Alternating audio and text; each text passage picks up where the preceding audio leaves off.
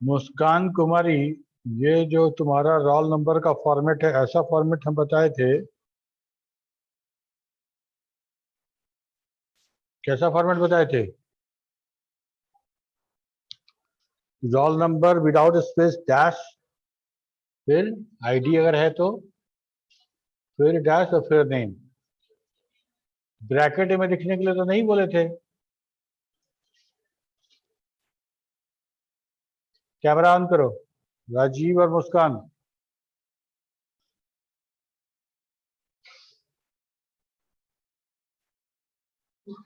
राजीव रंजन का देखो, सही है ना?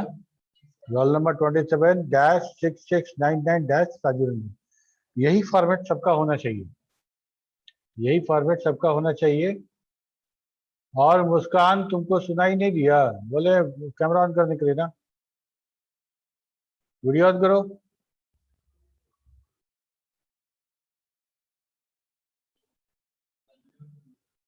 अनम्यूट मी।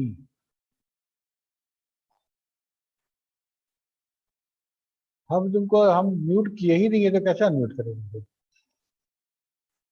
यहाँ देखो, allow participant to unmute themselves, यही किया हुआ है। तुम खुद से अनम्यूट कर सकती हो।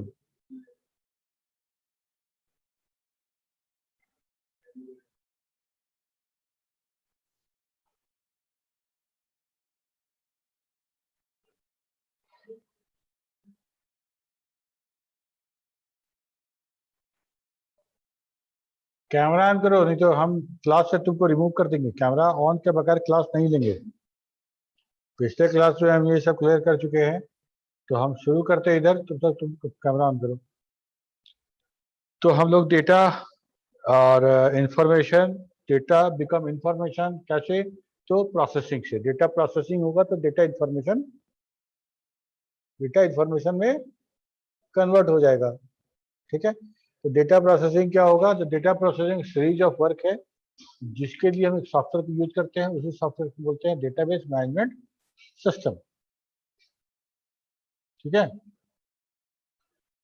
तो हम लोग पिछले क्लास में बात कर रहे थे कि database is not new, because हम लोग डेटाबेस हम तब से यूज कर रहे हैं जब जब से हम लोग को पढ़ना लिखना जब हम नहीं जानते थे, उस समय से डेटाबेस यूज कर रहे हैं किसी न किसी माध्यम से। ठीक है,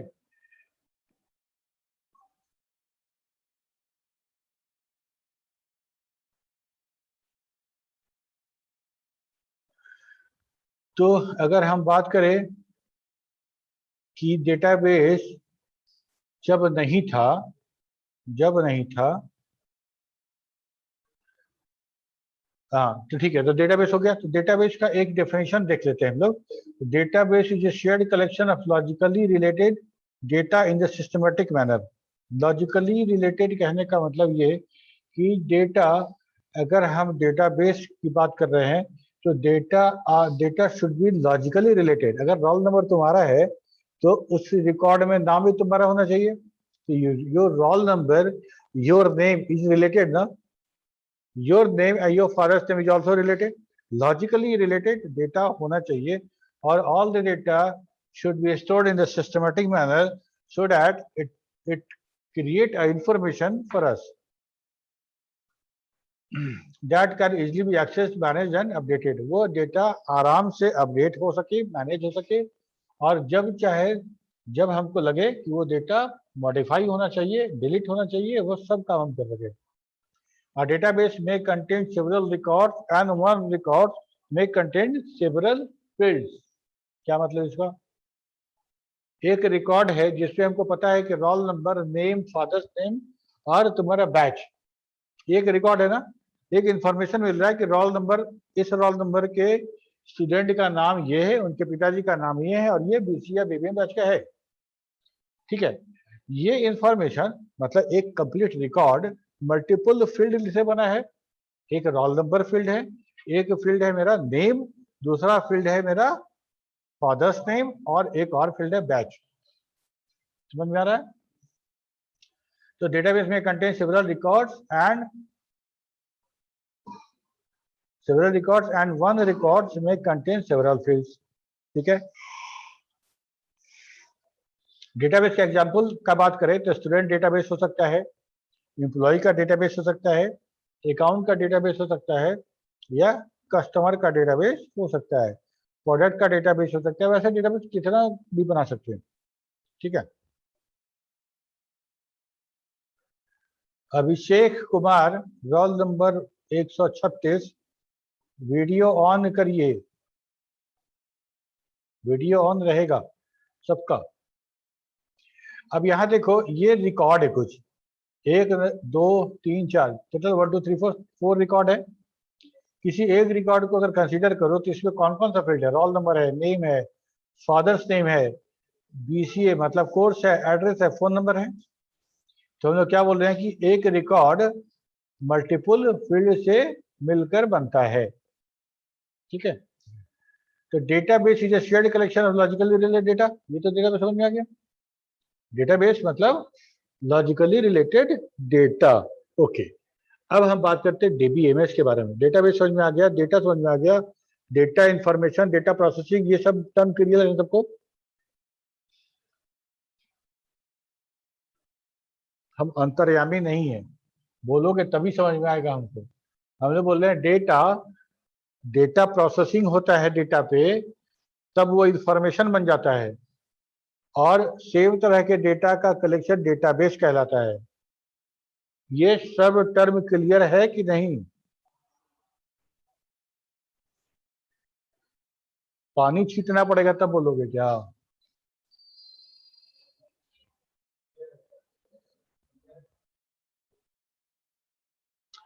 ठीक है, तो अब हम आते हैं डीबीएमएस पे। डीबीएमएस डेटाबेस, डीबी मतलब डेटाबेस और एमएस मतलब मैनेजमेंट सिस्टम। ठीक है, तो डेटाबेस मैनेजमेंट सिस्टम, मैनेजमेंट करने का मतलब क्या?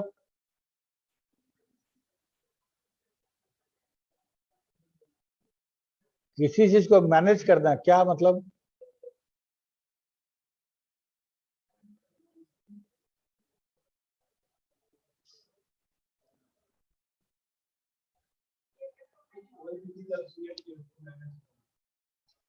डेटाबेस मैनेज करना, मैनेजमेंट करने का मतलब क्या है?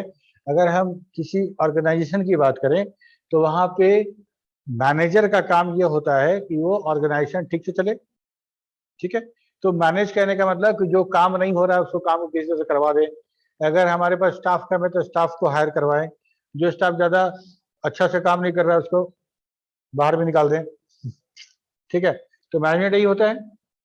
तो हमको अब चाहिए डेटाबेस मैनेजमेंट।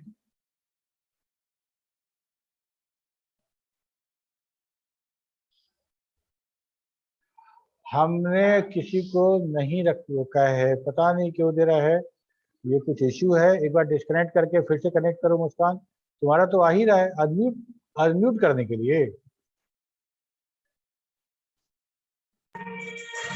यस सर, हो गया। मुस्कान अनम्यूट भी हो रहा है, वीडियो भी आ रहा है, कहाँ प्रॉब्लम है? सर जब वापस से डिस्कनेक्ट करके वापस से कनेक्ट किए तब हो गया। सब हो गया ना? हाँ, कभी यस कभी सर। जूम पे भी बहुत लोड है ना, सब लोग जूम में यूज कर रहा है, वही बहुत लोड है, कभी कभी भी आउट ऑफ माइंड हो जाता है।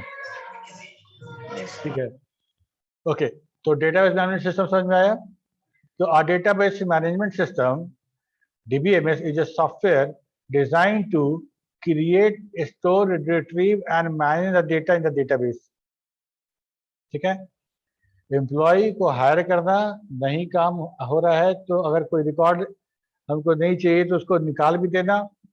ठीक है, तो हमको उस डेटाबेस में रिकॉर्ड चाहिए ना, डेटाबेस क्रिएट करना पड़ेगा। कौन क्रिएट करेगा? एक सॉफ्टवेयर चाहिए उसके लिए, चाहिए ना? यस बोलो। हाँ, ऐसा ही आवाज आना चाहिए, तुम लोग सब लोग आधा नींद में हो।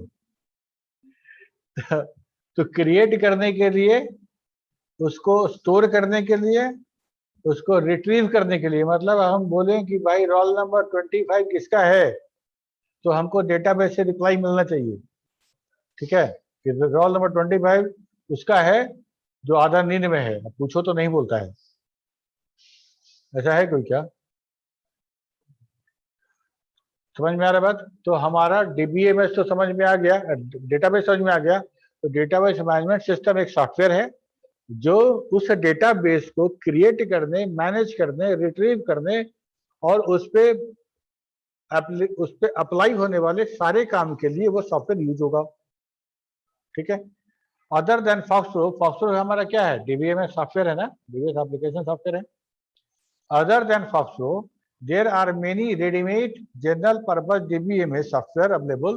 For example, Oracle, MySQL, नाम सुने तुम लोग?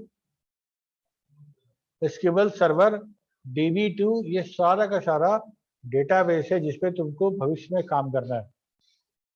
फॉक्सो हम लोग पढ़ जरूर रहे हैं, लेकिन फॉक्सो पे काम नहीं करने को मिलेगा, या फॉक्सो का जो लेटेस्ट वर्जन विजुअल फॉक्सो है उस पर भी काम बहुत कम होता है।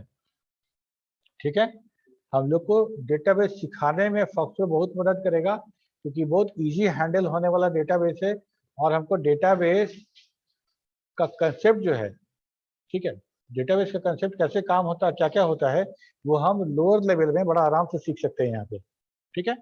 लेकिन हमको बाद में अगले आगे क्लासेस में तुमको ओरेकल, माइस्क्यूएल सर्वर वगैरह वगैरह पढ़ोगे, वही हमको काम आएगा। ठीक है। यहाँ तो बात हो गया। अब एक चीज बताओ कि सबसे पहले कंप्यूटर आया, उसके बाद सॉफ्टवेयर आया, तो पहले सॉफ्टवेयर आया तो कंप्यूटर आया? पहले कंप्यूटर आया। गुड। ठीक। तो हमको लगा कि मुर्गी अंडा वाला कंफ्यूज हो गया क्या, सोच रहे थे ऐसे करके। तो पहले कंप्यूटर आया तब सॉफ्टवेयर आया। ठीक है। जब सॉफ्टवेयर आया होगा उसके कुछ दिन बाद डेटाबेस मैनेजमेंट सिस्टम आया होगा, आया होगा ना। तो मान लो कि सॉफ्टवेयर पहले आ गया, पहले सॉफ्टवेयर आ गया, उसमें हम दुकान का सॉफ्टवेयर बना दिए हैं, दवा का दुकान का बना दिए, किसी ऑफिस का बना लिए, कुछ बना लिए। उसके 10 साल बाद या 15 साल बाद मेरा डेटाबेस मैनेजमेंट सिस्टम आया। तो उस 10, 15, 20 साल का जो गैप था जिस समय डेटाबेस मैनेजमेंट सिस्टम नहीं था, उस समय डेटाबेस कैसे मैनेज होता होगा? समझ में आ रहा क्या कह रहे हैं? सॉफ्टवेयर यूज कर रहे हैं, हमको डेटा तो चाहिए, डेटाबेस तो चाहिए ना, लेकिन डेटाबेस अभी तक नहीं आया है। डेटाबेस नहीं आया है लेकिन सॉफ्टवेयर काम कर रहा है मेरा, तो उसका तो डेटाबेस कहीं ना कहीं होता होगा। तो how that software was managing data without having database, without having DBMS, database management system के बगैर डेटा कैसे मैनेज होता था? समझ में आ रहा क्या बोल रहे हैं? क्या हुआ, तुमको नहीं समझ में आ रहा है जी? बॉडी लैंग्वेज से तो नहीं लग रहा है। ठीक है। तो उस समय हम जो यूज करते थे, दो तरीका है डेटाबेस मैनेज करने का। एक तो डीबीएमएस तुम लोग देख लिए, डेटाबेस मैनेजमेंट सिस्टम। एक और तरीका है, उसको हम बोलते हैं file management system, file management system. अच्छा, एक चीज और बताओ, कंप्यूटर में कितने तरह का मेमोरी होता है? दो तरह का। कौन कौन सा? तुम बताओ जी, ये तुम बताओ, खड़ा हो जाओ। क्लास में हो ना, पढ़ाई करने आए हो ना? हम अभी सवाल पूछे, सब जवाब दिया, और तुम पूछ रहे हो क्या पूछे? मेरा सवाल था कंप्यूटर में मेमोरी कितने तरह का होता है? दो तरह का।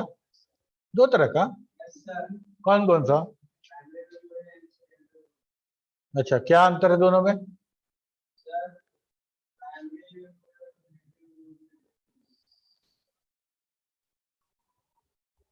तुम लोग बताओ, प्राइमरी मेमोरी सेकेंडरी मेमोरी क्या डिफरेंस है?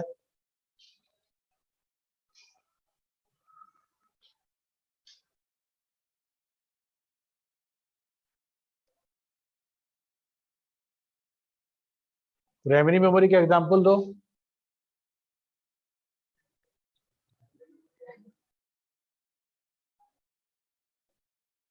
रैम। ठीक। और सेकेंडरी मेमोरी का एग्जांपल हार्ड डिस्क। बहुत बढ़िया। डिफरेंस बता सकते हो दोनों में क्या है?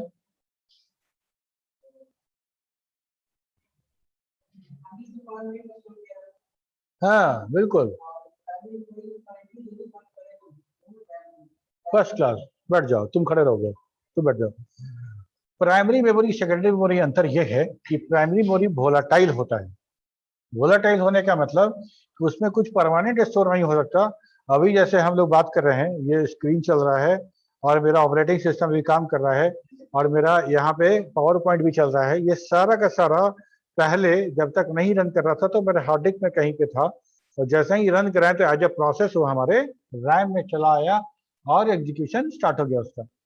ओके, लेकिन जैसे ही अभी हम क्लोज करेंगे, सिस्टम शट डाउन करेंगे, उस सारा का सारा रैम से बाहर हो जाएगा। ठीक है, अगर मान लो अभी हम कुछ काम करते हैं, अभी हम MS वर्ड खोले और कुछ टाइप करना शुरू किए, ठीक है, तो स्क्रीन पर दिख रहा है, मतलब मेरा किया हुआ काम कहीं ना कहीं तो स्टोर हो गया। हम लिखे हेलो वर्ल्ड और लिख के बैठ गए, तो स्क्रीन पे हेलो वर्ल्ड दिख रहा है ना। जो काम हम कर चुके वो काम तो दिख रहा है वहां पे, मतलब कहीं ना कहीं मेरा किया हुआ काम स्टोर है। कहाँ स्टोर है? रैम में स्टोर है, रैम में स्टोर है। और अभी हम अगर सेव नहीं करते हैं, इसको क्लोज कर देते हैं, तो हेलो वर्ल्ड जो लिखे थे वो तो भुतला जाएगा, है ना, भुतला जाएगा ना जी। वोलाटाइल मतलब वो इरेज हो जाएगा मेमोरी से, हमको फिर वो नहीं मिलेगा। ठीक है, तो हम उसको परमानेंट कैसे बनाएं? हम कुछ नहीं, सेव एज करेंगे, फाइल का नाम देंगे और हमारे सेकेंडरी स्टोरेज में वो सेव हो जाएगा। हो जाएगा। अब हम कंप्यूटर बंद कर देंगे, अगला नेक्स्ट डे जब हम आएंगे और हम खोलेंगे तो हमको वो फाइल मिलेगा, वो टेक्स्ट भी मिलेगा जो सेव किए थे।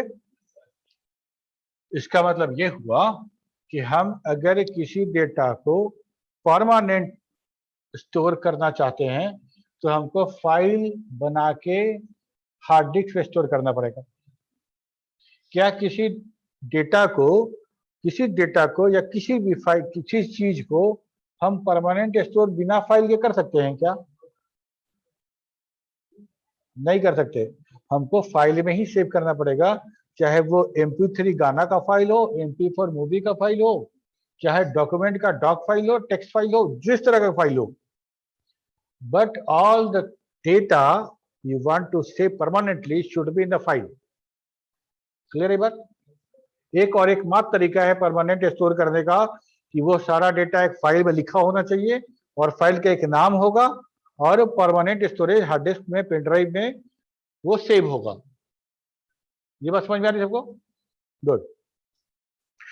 अच्छा, यहां तक तो बात समझ में आ गया, प्राइमरी और सेकेंडरी समझ में आ गया, परमानेंट स्टोरेज समझ में आ गया। अब ये बताओ, हमको तुम लोग का मार्कशीट बनाना है, ठीक है, तो हम एक एप्लीकेशन खोलते हैं, तुम्हारा रोल नंबर, नेम, हर सब्जेक्ट का मार्क्स इंटर करते हैं। यहाँ पे 60 स्टूडेंट बैठे हुए हैं, सबका काम किए, ठीक है, ये सारा का सारा रैम में स्टोर होता जा रहा है, होता जा रहा है ना। अभी फाइल में स्टोर नहीं किए, मतलब रैम में है, क्योंकि स्क्रीन पर दिख रहा है मेरा किया हुआ काम, इसका मतलब कहीं ना कहीं स्टोर है, तो that is the buffered in RAM, और जो स्क्रीन का बफर होता है उसमें। ओके, इसके बाद हम क्या किए कि हम उसको जो हम बनाए थे भी MS वर्ड में, उसको प्रिंट मार दिए। प्रिंट हो गया, MS वर्ड में बनाए या किसी एप्लीकेशन सॉफ्टवेयर में बनाए, तो हम प्रिंट हो गया, प्रिंट होके तुम्हारा लगा दिए, अब बंद कर दिए, क्योंकि वो रैम में था इसलिए बंद करते सफाचट हो गया। हो गया ना, खत्म हो गया।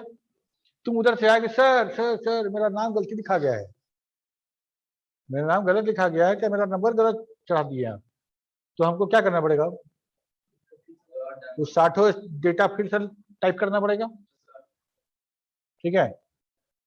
और अगर ये 60 है तो हम किसी तरह से हिम्मत जुटा भी ले, है ना, boost secret of my energy वाला बूस्ट पी के। लेकिन अगर ये डेटा 500 रहता या 1000 रहता तब क्या करते?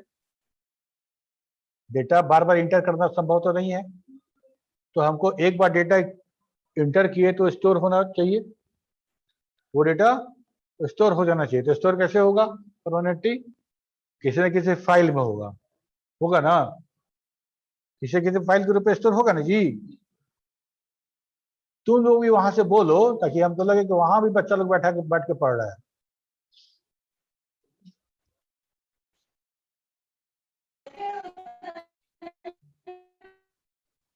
म्यूट या अनम्यूट करने में तो आधा क्लास निकल जाएगा जी। ठीक है, अब जब हमको पता चल गया कि डेटा स्टोर करने के लिए मेरे पास मेमोरी है, मतलब स्टोरेज है, सेकेंडरी स्टोरेज, और एक तरीका है फाइल। तो फाइल और सेकेंडरी स्टोरेज अगर दोनों का यूज कर दे तो हम किसी डेटा को स्टोर कर सकते हैं परमानेंटली। ठीक है, तो हमको डेटाबेस मैनेजमेंट सिस्टम क्यों चाहिए? नहीं चाहिए डेटाबेस मैनेजमेंट सिस्टम। जितना डेटा इंटर किए 60 स्टूडेंट का फाइल में सेव कर लेंगे, बाद में तुम बोलोगे ठीक करने के लिए तो उसी फाइल से डेटा खोलेंगे, जैसे एमएस वर्ड में करते हैं वैसे यहाँ पे करके फिर सेव कर देंगे। हो गया ना काम? हुआ ना जी? डेटा सेव हम कर लिए फाइल में। अब देखो, अब हमको अब एमएस वर्ड का तो एग्जाम्पल हम लोग ले रहे हैं, लेकिन एमएस वर्ड का एग्जाम्पल लेना ठीक नहीं, इसीलिए कि हम सॉफ्टवेयर की बात कर रहे हैं। मान लो तुम्हारा दवा का दुकान है, ठीक है, या मेरा किराने का दुकान है, या एक हॉस्पिटल है, या एक ऑफिस है। तो हमको एक सॉफ्टवेयर चाहिए अपना पूरा सिस्टम के लिए। ठीक है, हम तुमको बोले सिस्टम में, हमको बोले कि सॉफ्टवेयर बना दो, तुम सॉफ्टवेयर बना दिए। उसमें स्टूडेंट का एंट्री स्क्रीन आया, स्क्रीन डेटा एंट्री स्क्रीन आया स्टूडेंट का। तुम एडमिशन लिए जा रहे हो, हम डेटा इंटर करते जा रहे हैं, मास्टर फाइल बना रहे हैं स्टूडेंट का। ओके, तो वो एप्लीकेशन सॉफ्टवेयर तो हम बाई किए हैं ना किसी से। हम जैसे ही नाम लिखेंगे और सेव करेंगे तो वो सारा डेटा जो हम फिल किए हैं अभी अभी, वो सारा डेटा फाइल में सेव हो जाएगा। रिस्पॉन्ड करो, हो जाएगा ना? ओके, ऐसे एक एक करके हम बहुत सारा रिकॉर्ड डाले और हम 60 स्टूडेंट का डेटा सेव कर दिए। अब उसमें से किसी एक डेटा को मॉडिफाई करना है, हम लिखेंगे रोल नंबर 60, उसका डेटा मेरे सामने खुलेगा, उसको मॉडिफाई करेंगे, फिर सेव कर देंगे, अपडेट हो जाएगा। किसी रिकॉर्ड को डिलीट करना है, कर देंगे उसी एप्लीकेशन से। और एप्लीकेशन बेचा कौन है हमको? तुम बेचे हो, मान लो तुमसे खरीदे हैं, तुम्हारे कंपनी से वो सॉफ्टवेयर हम खरीदे हैं, तो तुम्हारा सॉफ्टवेयर तो बाकी सब काम तो कर ही रहा है, बाकी सब काम तो कर ही रहा है, साथ में डेटाबेस मैनेजमेंट वाला काम भी कर रहा है। ये वाला काम देखो, ये वाला काम design, create, store, retrieve, manage data, ये काम भी तो तुम्हारा सॉफ्टवेयर कर रहा है। समझ रही हो? बाकी काम तो तुम्हारे सॉफ्टवेयर को करना ही है, साथ में वो डेटाबेस मैनेजमेंट सिस्टम वाला काम भी बेचारा कर रहा है। ठीक है, समझ में आ रही बात? तो तुम्हारा सॉफ्टवेयर का काम भी करेगा, मैनेज भी करेगा, और साथ में डेटा का काम भी करेगा। मतलब वो तुम्हारा सॉफ्टवेयर में प्रोग्रामर ने, सॉफ्टवेयर डेवलपर ने डेटाबेस मैनेजमेंट सिस्टम वाला कोडिंग भी किया है। समझ में आ रही मेरी बात? समझ पा रहे हो? नहीं समझ पा रहे तो बोलो। ठीक है, आज मान लो तुम कौन सा एप्लीकेशन सबसे ज्यादा यूज करते हो? व्हाट्सएप। ठीक है, तो व्हाट्सएप क्या करता है? तुम टाइप किए, सेंड किए, भेज दिया। तो डेटा स्टोर करना, उसको मैनेज करना, ये सब काम तो नहीं हो रहा है। लेकिन अच्छा, हाँ, अब बात करते हैं उसका, फ्लिपकार्ट का बात करते हैं। फ्लिपकार्ट, अमेजन तुम लोग यूज करते होगे, और फ्लिपकार्ट पे जैसे ही तुम लिखते हो मोबाइल फोन अंडर 10,000, तो तुमको सारा मोबाइल लिस्ट हो जाता है वहां पे। ठीक है, वो सारा का सारा इंफॉर्मेशन, सारा का सारा डेटा वो किसी डेटाबेस में स्टोर है, किसी डेटाबेस में स्टोर करके रखा गया है। उसको डेटा स्टोर नहीं करना है, फ्लिपकार्ट का काम सिर्फ है कि उस डेटाबेस से सर्च करके लाके तुम्हारे सामने डिस्प्ले करा देना। ठीक है, तुम खरीद लिए तो तुम्हारा बिल कर देना, तुम अपना एड्रेस दे दिए तो उस एड्रेस पे उसको डिस्पैच करा देना, वो हो गया। तो उसके कोडिंग में डेटा हैंडल का पार्ट नहीं लिखा गया है। समझ में आ रहा है? ठीक है, क्योंकि अभी हमारे पास डेटाबेस है, रेडीमेड डेटाबेस है, तो हम डेटा वाला पार्ट हम डेटाबेस से करवा लेंगे, हम क्यों करेंगे। लेकिन हम लोग डिस्कस कर रहे हैं उस समय की बात जिस समय डेटाबेस होता ही नहीं था, आया ही नहीं था, लेकिन सॉफ्टवेयर आ गया था। ठीक है, उस समय सॉफ्टवेयर वे को बाकी काम के साथ साथ डेटा हैंडलिंग काम भी करना पड़ता था, क्रिएट करना, स्टोर करना, रिट्रीव करना, सेव करना, मॉडिफाई करना, डिलीट करना, एवरीथिंग। ठीक है, तो उसी को हम बोलते हैं फाइल मैनेजमेंट सिस्टम, क्योंकि all data is saved in the file. Before arrival of the general purpose DBMS software, all data or information are managed in the database system called file management system. हमको ये क्यों पढ़ना है, ये भी बहुत important है। फाइल मैनेजमेंट सिस्टम, डेटाबेस तो हमको पढ़ना ही है, आपको पता है कि डेटाबेस मेरे सिलेबस में है, तो वो पढ़ेंगे। तो हमको डेटाबेस का महत्व कैसे पता चलेगा, जब ये जानेंगे कि जब डेटाबेस नहीं था तो कितना पापड़ बेलना पड़ता था डेटा स्टोर करने के लिए। तो डेटाबेस नहीं था तो कितना पापड़ बेलना पड़ता था डेटा स्टोर करने के लिए। अगर हम ये जानेंगे तब ना हम अप्रिशिएट करेंगे डेटाबेस मैनेजमेंट सिस्टम को। समझ में आ रही बात? अब अच्छा, अब ये बताओ कि तुम जितना काम कर रहे थे, तुम्हारा सॉफ्टवेयर जितना काम मेरे लिए कर रहा था, उसका 60% से 60% जो काम था वो सिर्फ डेटाबेस मैनेज करने के लिए था, बाकी 40% काम ही था जो मेरे ऑर्गेनाइजेशन के लिए आवश्यक था। ठीक है, तो 60% जो तुम्हारे कोड का जो लाइन है, 60% कोड जो था वो सिर्फ डीबीएमएस के लिए था। अगर मान लो अगर तुम्हारा सॉफ्टवेयर आज किसी रेडीमेड डीबीएमएस का यूज करे तो सीधे 60% कोड का लाइन खत्म हो जाएगा तुम्हारा। समझ में आ रहा है? साइज छोटा हो जाएगा ना प्रोग्राम का, सॉफ्टवेयर का साइज छोटा होने का मतलब डेवलपमेंट टाइम भी कम हो जाएगा। डेवलपमेंट टाइम जैसे ही कम होगा तुम्हारा सॉफ्टवेयर सस्ता हो जाएगा, होगा ना। मान लो हम 4 सॉफ्टवेयर डेवलपर को यूज करके चारों को 25-25 हजार रुपया दे रहे हैं, एक महीना में 1 लाख रुपया, और ऐसे में 3 महीना लगता है हमको सॉफ्टवेयर डेवलप करने के लिए, कितना कॉस्ट आएगा। सिर्फ सैलरी ही हम 3 लाख रुपए दे दिए, नहीं दिए। 4 का टीम है और 25,000 ईच, 1 लाख एक महीने का, 3 महीने में 3 लाख रुपया। अगर ये सॉफ्टवेयर का साइज छोटा होता तो चारों मिलकर 1 महीने में बना देता, तो 1 लाख रुपए का सॉफ्टवेयर होता, सस्ता हो जाता। तो जब डीबीएमएस नहीं था, फाइल मैनेजमेंट सिस्टम यूज करते थे, तब सॉफ्टवेयर का साइज बड़ा हो जाता था, उसका डेवलपमेंट टाइम बढ़ जाता था, डेवलपमेंट टाइम बढ़ने के कारण वो कॉस्टली हो जाता था, और कॉस्टली होने के कारण जितना बिकना चाहिए उतना बिक नहीं पाता था। इतना ही नहीं, अगर तुम सॉफ्टवेयर खरीद लिए हो और कल के डेट में तुम कुछ मॉडिफिकेशन चाहते हो, कुछ कस्टमाइजेशन चाहते हो, इतना ह्यूज सॉफ्टवेयर था तो उसको मॉडिफाई करना, कस्टमाइज करना भी बहुत हेडेक का काम हुआ करता था। ठीक है, अब ध्यान यहां रखोगे, बोलो ना यस और नो, बैठ जाओ। ठीक है, ऑल डेटा और information manage in database system called file management system. Okay, अच्छा, इसके बाद हम लोग बात करेंगे कि फाइल मैनेजमेंट सिस्टम में रिकॉर्ड कैसे एक्सेस करते थे हम लोग। ठीक है, तो फाइल मैनेजमेंट सिस्टम, इसको हम बोलते हैं फाइल ओरिएंटेड अप्रोच। डेटाबेस में डेटा सेव करना ही मेरी सफलता नहीं थी। मेरी सफलता थी उस डेटाबेस में से किसी खास डेटा को कितने कम टाइम में आप सर्च कर पा रहे हैं। ठीक है, अगर मान लो तुम जाओ यूनिवर्सिटी के वेबसाइट पे और वहां जाके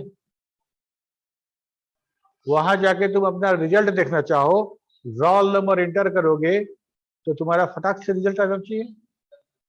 ये तो नहीं ना बोलेगा कि भाई यहाँ 1 लाख स्टूडेंट है, थोड़ी टाइम लगेगा। ठीक है, हमको उस 1 लाख और मोर देन 1 लाख रिकॉर्ड में से वो रिकॉर्ड बहुत कम टाइम में सर्च करके चाहिए। ठीक है, तो हम डेटा को कैसे स्टोर करें कि सर्चिंग टाइम हमारा मिनिमम हो।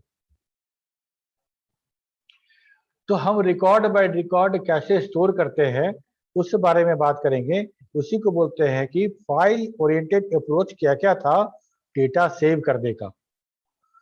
तो before TBMS, all data are organized into one or more file and a computer program process those data to generate desired output. These programs perform several jobs like creating, inserting, updating, deleting, record, etc. All these program और set of program, मतलब set of program कहने का मतलब एक programme नहीं है ना, set of program दो एक प्रोग्राम से ज्यादा, number of programs work together to form a file management system. This is also called file oriented approach. ठीक है। ये हमारा प्रोग्राम है और ये फाइल है। ये फाइल अलग है, ये प्रोग्राम अलग है। ये प्रोग्राम हम खरीदे हैं और जैसे ही प्रोग्राम में डेटा बनाए क्रिएट किए तो फाइल हमारे हार्ड डिस्क पे फाइल बना दिया।